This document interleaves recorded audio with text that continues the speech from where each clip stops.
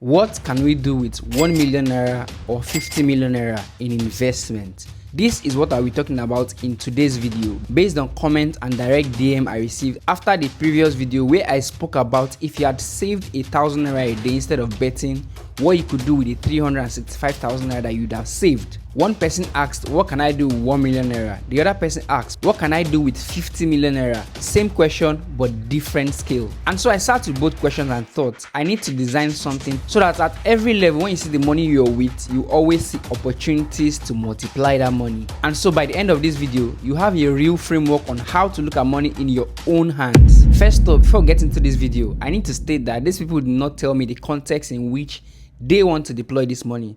They didn't say the industry they work in. So this whole video is just me telling you how I will deploy money if it is my own command. I am not a financial advisor or an accountant, but I'm someone who has seen money move in this economy. I have a bit of skin in some businesses personally, and I'm also someone who thinks out loud on camera, hence this kinds of video. So take everything I say, interrogate it, apply it to your own context, and make your own decision. Secondly, for the sake of this video, we're only looking at one sector, and it's the FMCG sector.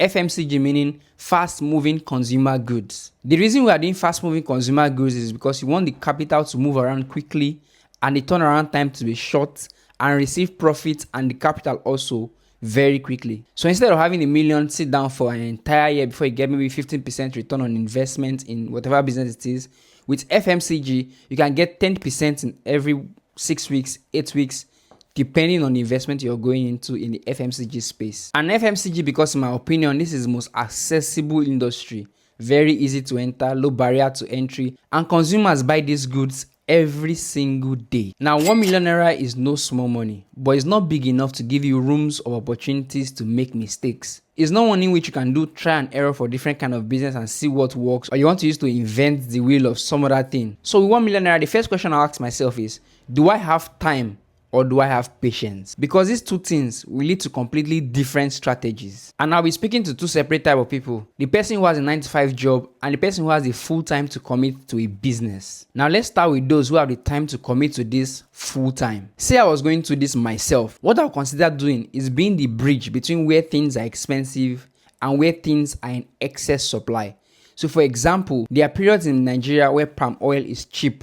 This is the harvest season. Everyone wants to sell, every farmer wants to sell, prepare for the next season, have money for their own family, put in some investments. So they don't sell their palm. Some others have converted this to palm oil already. You just bring your keg, they put it in it, and then you move it to places where it is more needed. Say for example, the north. Or better still, I'll just bring it to places like Lagos and just wait till the price goes up. Now during the season where palm oil is everywhere, a keg of palm oil goes for about 30 to 35,000 naira, including transportation to a place like Lagos. When you store it and during the off season when palm oil is in shortage, you bring it out and it is sold for between 50,000 naira to 60,000 naira. That's a margin of about 20,000 naira and in some cases as high as 30,000 naira. Now, because this is not the only thing that you tie your money down to, since you're a hustler, you also want to take palm oil to the north. When you're coming back, you can bring back yam from Benue during their own season. You could also decide to store or sell. Better still, you can do both. Sell when everybody's selling, but have some that you have stored for the off season. You can also bring rice from the north because they have large rice farms, they have large rice mills there. You buy it, mill it, and ship it down to the south. Essentially, you're just being a bridge in all of this agri-value chain. You're not necessarily doing logistics. You're doing logistics, storage, and trading at the same time. And all of this with 1 million naira starting capital. So you have to choose like 2 or 3 products so you don't spread your capital thin and do one at a time. Now remember, you don't want to always be traveling. So you have to create connections with drivers, with farmers, with millers.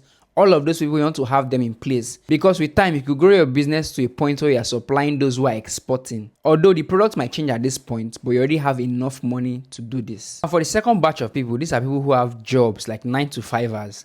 In this part, you need patience, discipline, and knowledge. What you basically be doing is banking on the fluctuating food prices and capitalizing on storage.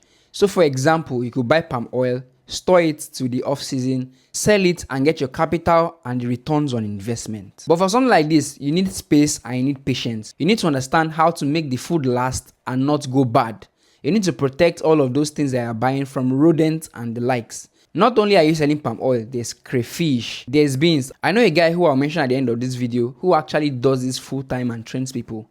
He did not pay me for advert or anything. I once learned under him and it's quite good. So to the next question, what can 50 million naira do for you? Because everything I've just described in the 1 million naira range is just ground floor. Now the fact that I said it's ground floor does not mean that you don't make money from it. People have transformed their lives, executed business deals, and even multiplied their business using 1 million naira as starting capital. But when you ask a question like what can 50 million naira do for you, you are doing this business on another level. Because at 1 million naira, you are simply banking on storage and moving commodities around.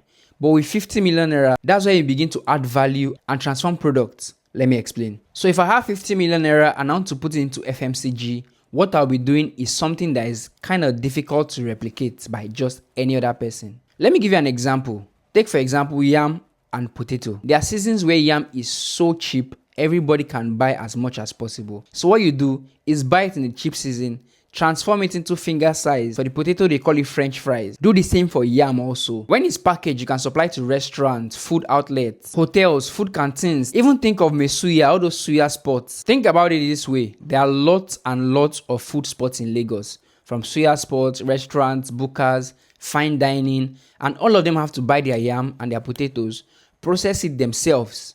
But when you come into this industry with this kind of idea, with this kind of product, you transform the way the entire industry actually works. What you're doing is saving them time and you're charging premium for convenience. The second one you could go into is the processing of cocoa. In case you don't know, Nigeria is one of the highest producers of cocoa in the whole world. Not the highest, but just like every other thing, Nigerians export raw materials and import the finished product. So we export cocoa and then import chocolate back. What you could do is take advantage of that and start processing your own chocolate bars in Nigeria. And the good part, there are lots of states that actually currently grows cocoa in Nigeria, even Edo State. The exciting part is that there's global demand for artisan bar from Nigeria. Even within Nigeria, the middle class are demanding this because there are not much of Nigerian-based producers for chocolate and cocoa finished products. Entering into processing cocoa is simply you building an export brand and are using the most available resources in the country. The last one I'll drop here is beans. In case you don't know, most Nigerian households that consume beans don't actually buy it and store it. What they majorly do is buy for short-term use. The reason is because they're trying to avoid weevil infestation and the likes of things that make beans go bad. Now here's where you come in. All you need to do is buy beans where it is majorly grown, usually in the north, and in some cases you might have to go out of Nigeria. Someone that I know that does this very well in Nigeria is this guy. He runs the brand called Cheap Market Deals, and as at one time he went through 2 African countries to source over 250 bags of beans. But hear this, you actually have to know the different type of beans that we have and the different regions that eat what type of beans.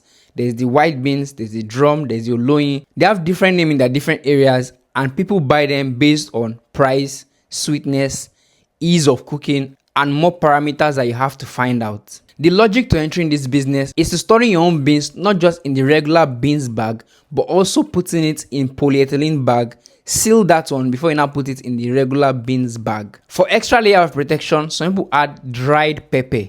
This dry pepper keeps out weevil and keeps it in good condition. If you actually want to go into the bean storage business, you definitely want to go and do in-depth research, as this is not sufficient for you to just begin the business like that. Because in agri-business, knowledge itself is capital. Now let me close with this. The Nigerian economy is hard. I'm not going to even pretend or try to cover anything on the surface. But here's the thing, hard economy and terrains create gaps. Those gaps are the opportunities you are taking advantage of. I hope this video gave you an idea worth thinking about. If it did, let me know in the comment section and tell me which of the business or capital resonated most with you. If you enjoy personal finance and investing videos, click on the subscribe button and watch this next video here. See you on the next one.